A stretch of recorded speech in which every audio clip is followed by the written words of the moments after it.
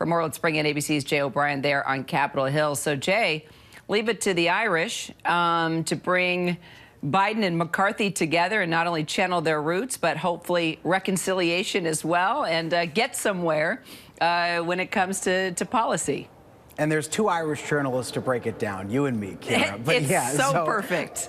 It's the happy St. Paddy's Day.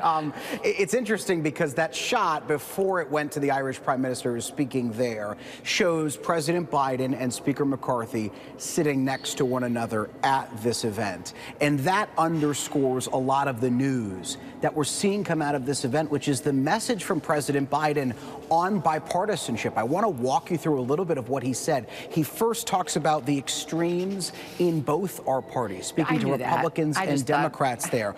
Also speaking about notes of bipartisan, saying, as you said, that being Irish can bring them together and can bridge the gap there. Both of them talking about their Irish roots. Speaker McCarthy talking about his Irish-American roots that go all the way back to the 1800s. President Biden talking about his family. It wouldn't be St. Patrick's Day without two Irishmen telling stories about their grandfathers, right? But all of it shows, as President Biden alluded to, that the people who are tasked with making policy in the United States, the two principals right now locked in negotiation, President Biden and Speaker McCarthy, do have a lot in common. They both have a deep connection to the Congress, their careers in Congress. They're both Irish and so on. But nonetheless, they still are locked in tension over a number of different issues that hang over events like this one today. The ongoing House GOP investigations into President Biden, into his family, into his administration, and those negotiations that need to still play out over the debt ceiling and the need to essentially raise the limit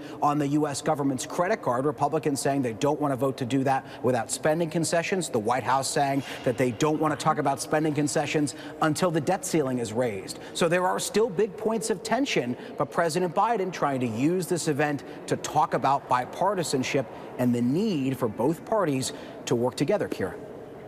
So that's one part of what we were waiting to hear and see as this meeting is taking place between the Irish Prime Minister and the President. There's that one side of McCarthy and Biden and what they need to work out, but then also the Prime Minister is here to talk business with the President, both on the same page when it comes to the war in Ukraine.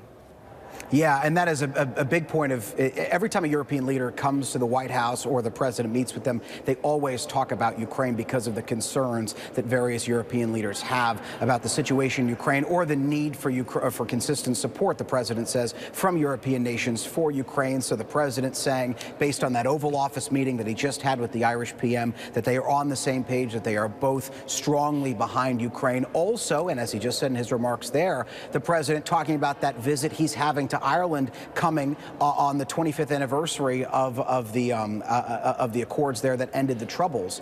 And so that is another thing that the president's looking forward to. We heard the Irish PM say that he's going to make sure that the president has a good visit there. But certainly in terms of policy, Ukraine weighing heavy on this meeting. And also of note, because the Taoiseach is here, President Biden talking about Ukraine with him, but now they're in a room with Speaker Kevin McCarthy, who has said that he doesn't want to write a quote-unquote blank check for Ukraine. And one of the questions that confronts the new House Republican majority is what will their level of support be for Ukraine going forward. So that's another one of those things that hangs over this meeting, Kira, and it's interesting to see when they all sit at the same table, does that issue come up?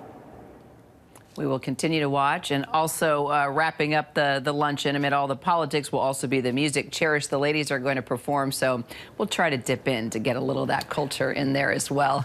Jay, thank you so much. Hi, everyone. George Stephanopoulos here. Thanks for checking out the ABC News YouTube channel. If you'd like to get more videos, show highlights, and watch live event coverage, click on the right over here to subscribe to our channel, and don't forget to download the ABC News app for breaking news alerts. Thanks for watching.